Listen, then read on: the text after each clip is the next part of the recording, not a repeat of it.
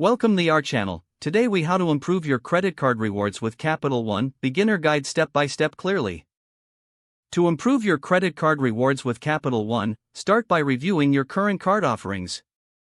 Make a list of the rewards each card provides. Look for cards that offer the best benefits for your spending habits. Consider the categories where you spend the most, such as groceries, travel, or dining out. Next, research Capital One's credit card options that align with those categories.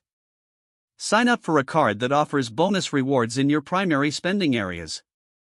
Once you have your card, familiarize yourself with the rewards program.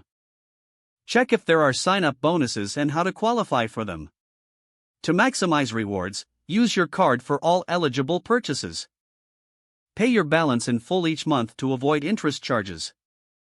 Consider using automated bill payments to keep your spending consistent. Track your rewards through the Capital One mobile app or website. Sometimes, Capital One offers limited-time promotions for extra rewards. Participate in these promotions if they fit your spending patterns. It's beneficial to combine rewards from multiple Capital One cards. Review your spending habits periodically and adjust your strategy accordingly. Stay aware of any changes in the rewards program.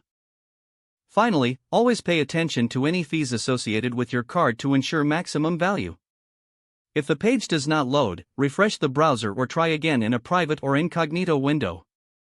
Make sure you are using the correct email address, then retype it carefully to avoid small typos. If your password is not accepted, use the reset option and create a new strong password you can remember. Check your spam folder for verification or security emails, then complete any requested confirmation steps. Enable two-factor authentication if available to improve account security and reduce unauthorized access risk.